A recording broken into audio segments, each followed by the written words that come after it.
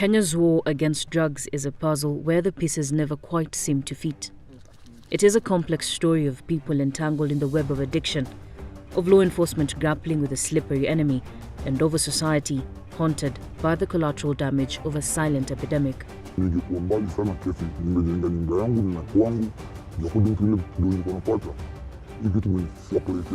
We must close all the loopholes and all the routes. Kenya, it seems, is setting the stage for an intriguing experiment, daring to question the well-trodden path of punitive measures in a bid to change how the drug crisis in the country is addressed. An experiment built on the foundation of decriminalization, also known as drug amnesty. An addict is actually a sick person. It is a public health concern that must be dealt with. Society is safer without drugs. So will the script of drug policy flip, or will the familiar sins of prohibition persist?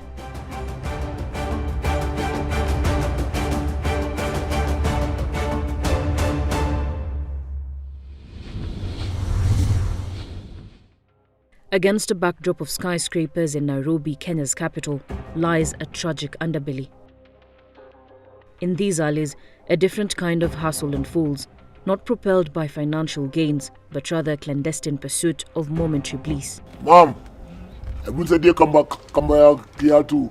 Come up with you. For 34 years, Andrew, not his real name, has chased the fleeting highs and enduring lows. An unpredictable journey that began in 1990 when he and his colleagues ran the streets of downtown Nairobi as bus conductors. Staff kete moja itoka 25 bob. Na sisi tuko tu hapo hiyo mbele kwa kuwa madoni mingi na mabeste wangu wasianza kuingia hii kitu kama niko na 25 bob. Kwa hiyo tunatoa hata 30 tuko na kikete. Na siku ile kwa real shit. Once kete moja hivi tunachoma watu wawili na tutashindwa kuimaliza na itatugonga, yani unasikia ni kama uko heaven juu kukuu alafu kastim kapoa. What started as a dare to complete a single dose of heroin evolved into a daily endeavor to keep his indulgence under 5 doses. Janki hakuna kitu anaogopa kama ujio. Ujio ikushike mimi sasa mimi pande yangu nasema mimi niloko natanua hivi. Demo unavuta demo ingie kwa blood. Sasa unapata dudoni mingi ya kulisha familia, leo kujisustain. Napata yani hata mali tafika family we think sana. This story isn't about the origin of Andrew's addiction. It is about the prospect of new drug policies touted to be the game changer for individuals like Andrew, who are earnestly striving for freedom from the clutches of drug addiction. According to a 2023 report by the National Authority for the Campaign Against Alcohol and Drug Abuse, NACADA, at least 26,000 people are said to be injecting hard drugs, a majority of them abusing heroin. An estimated 18,000 of them are from Mombasa County, with Nairobi and Kiambu counties following closely.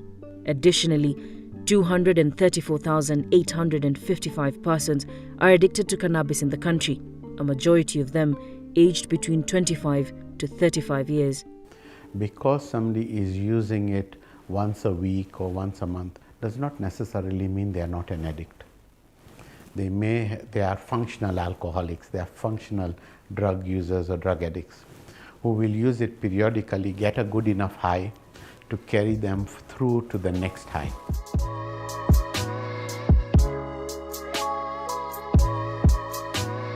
Bars will not have their licenses renewed.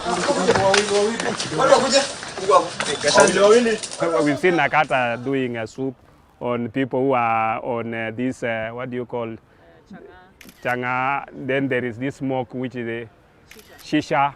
Yeah, we've seen them doing soups on that in bars and other places. 26 revelers who spent the night behind bars after they were arrested for selling and smoking shisha in Nairobi. But I've not seen anybody in this country carry out a soup that we are looking for drug addicts.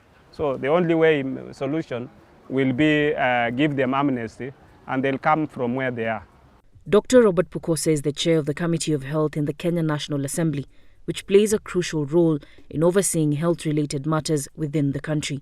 One key legislation the committee is considering is amnesty for drug addicts found in possession of drugs for personal use. The environment within the jail might not be conducive enough for rehabilitation of this person.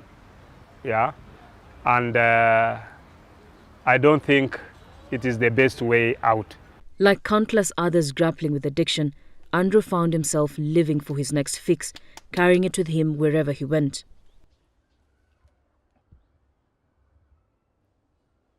The result, a jail sentence from 1998 to 2002 for heroin possession. This period, he admits, was the worst 4 years of his life. The good thing, nikapata pia mabeste najua mtaa, hao ndio pia wanajua nini nilikuwa natumia. Sasa ndio huko nao mkakaa, ukaonyesha kama una do, kuna tunaweza buy ikusaidie kwa withdrawals. Tumele pia anakuja kuonekana na anauza marufuku kwa mekaa. Kwa hivyo anauza bangi, anauza sigara, anauza pombe. Huyu ni mtaa na kweli sio kujifanya. Inabidi kate hii anachanganya na hiyo ateni. Hakunywa ndio at least na mandomu nipate pati ya kukula. Na huyu hata dedi juu nilikuwa na dedi kweli wewe. Artane, the drug Andrew is referring to, is a drug widely used to treat the symptoms of Parkinson's disease. It is also prescribed to manage movement disorders like stiffness or tremors caused by certain medications used to treat psychiatric conditions. Andrew claims that the Artane pills came from those who visited the prison or those who had prescriptions for it. Some time after Andrew's prison term ended, prison reforms were introduced by the then Home Affairs Minister Mudi Awori to emphasize more on reform than on punishment. Over the years, there have been other reforms, including the right to vote. But have this changed the experience for addicts arrested in the recent years? Ni kugumu juu wengine hadi wanaassume hiyo ni starehe yako, hata hatuwezi shughulika ati venye utapata dawa yako.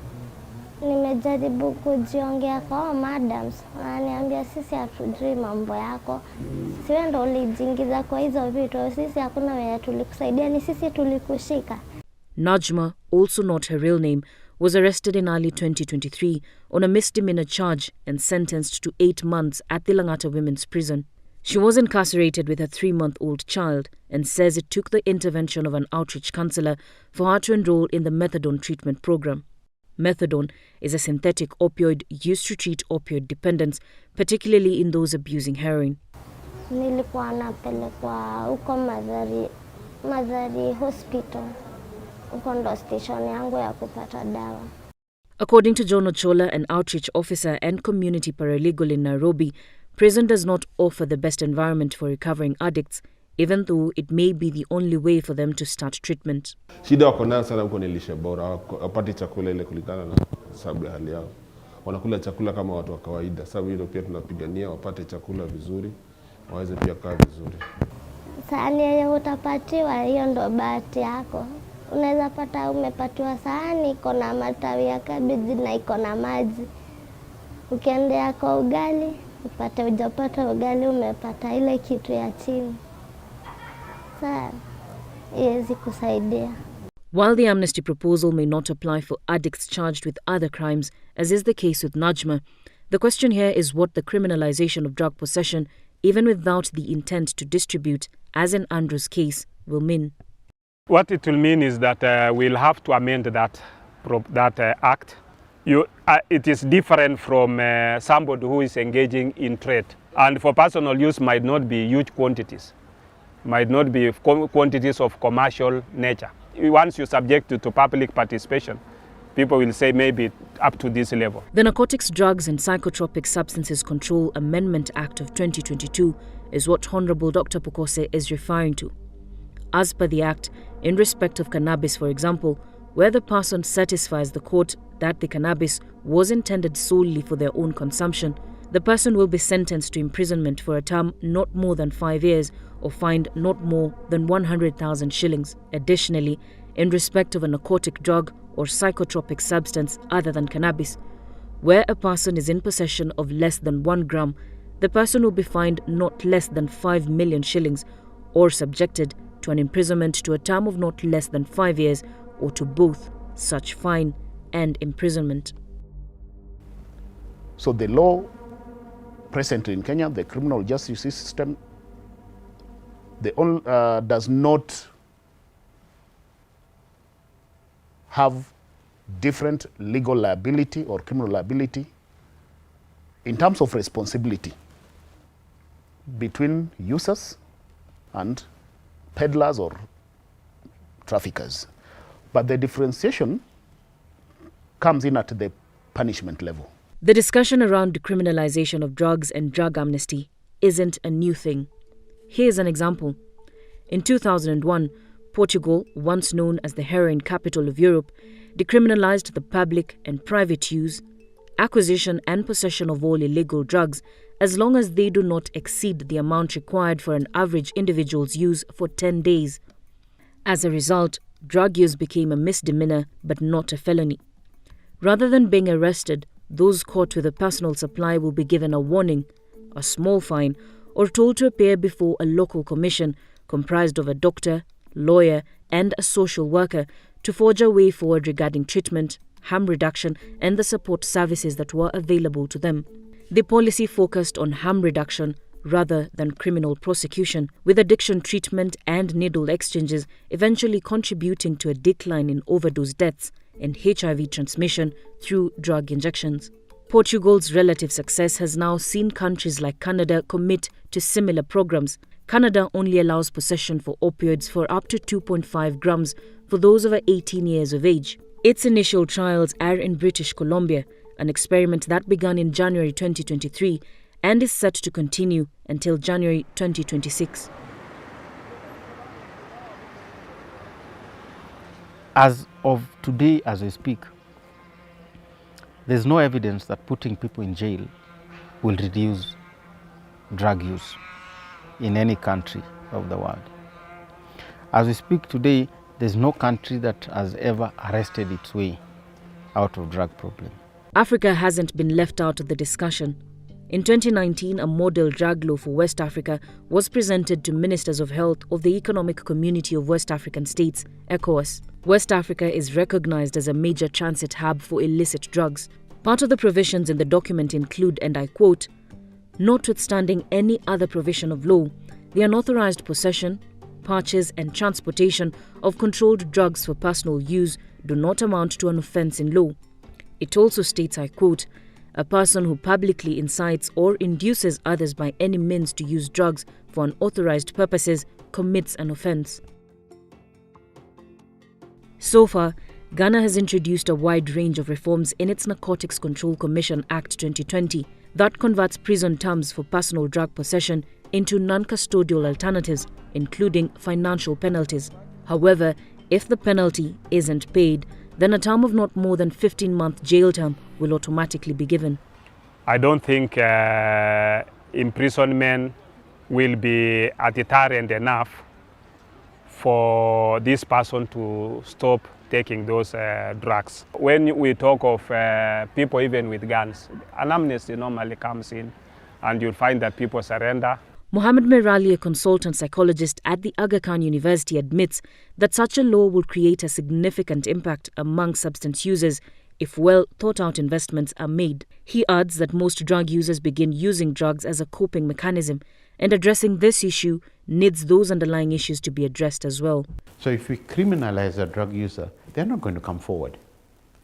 And so decriminalizing it is probably an angle to consider with its sensitivities that are attached to it. You know, there are real issues that are difficult to deal with when you want to decriminalize drug use or suicide, for example, because doesn't that legalize it?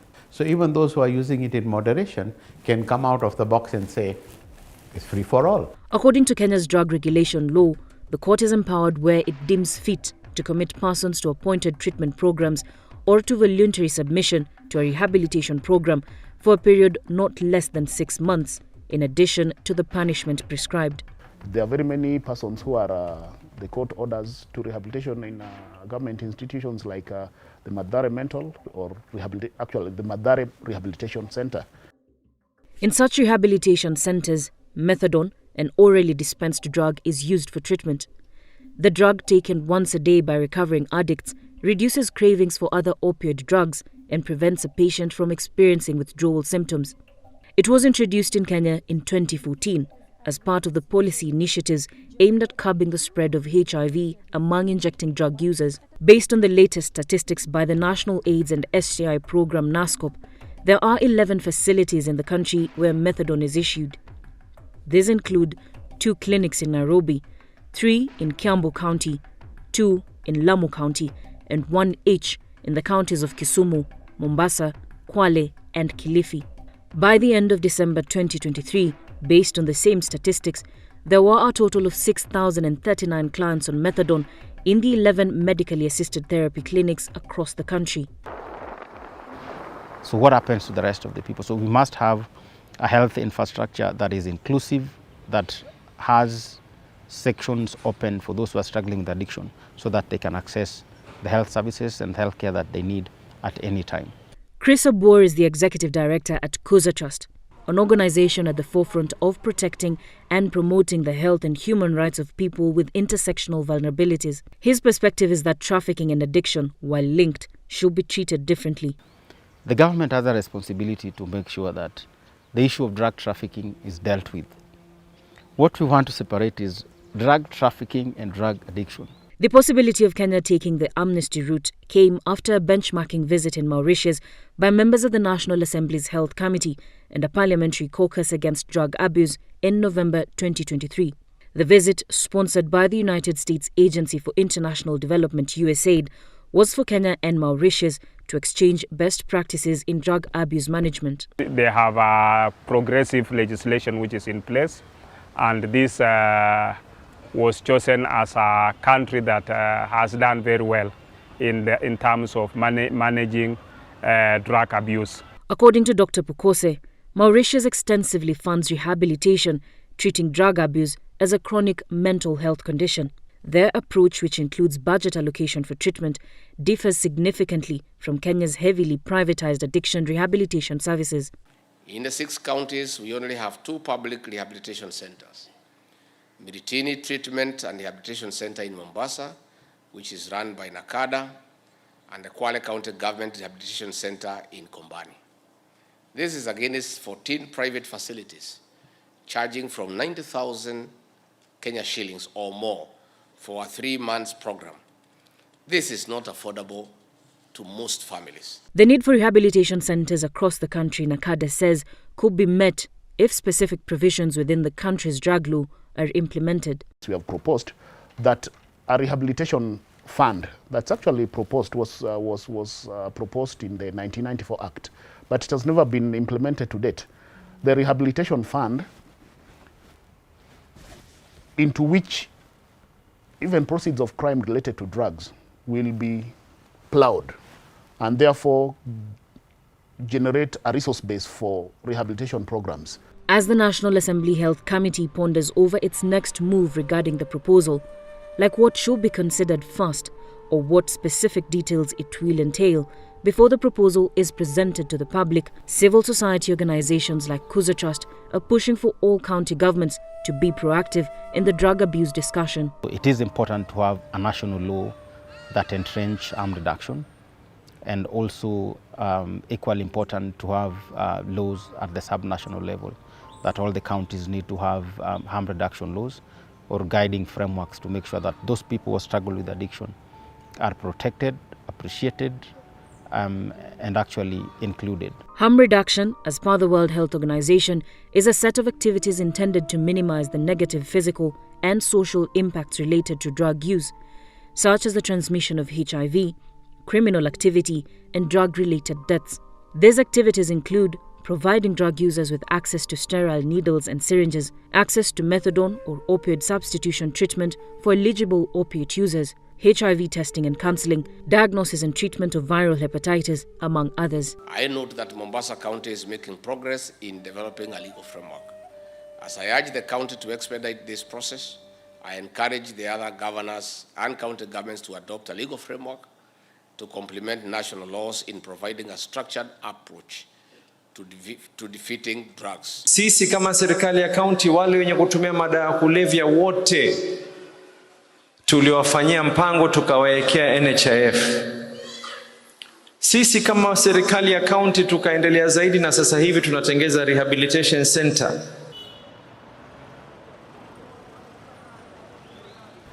The government and the civil society has to strive to create an enabling legal environment to expand the harm reduction services that exist and also move it towards integration and resocialization.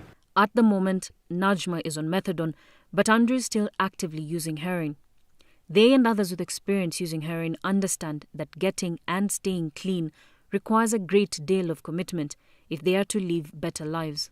Mimi nilianza staff nikiwa 18, 19 years. At this time, niko 48 years, 50. Angalia pale niko. Nilikuwa shikado. Hii itafanya trust yako na kila mtu toka familia yako, kila mtu iishe. Yaani kila mtu atakunaga uone adui. Na siwezi taka mtoto wa mtu atumie. Yaani ni kama umebeba kifo na mgongo yako. For NACADA, protecting the society from accessing drugs remains at the core of their agenda. The society is safer without drugs than with treating kindly people who have used and addicted to drugs. What will this mean for drug regulation policies in Kenya? What will the drug amnesty policy look like? Addressing substance abuse needs to include pathways to access treatment, counseling, and support services. The system, as it currently exists, focuses on punishment as a deterrent. But perhaps it is time for Kenya to rethink how it treats addiction.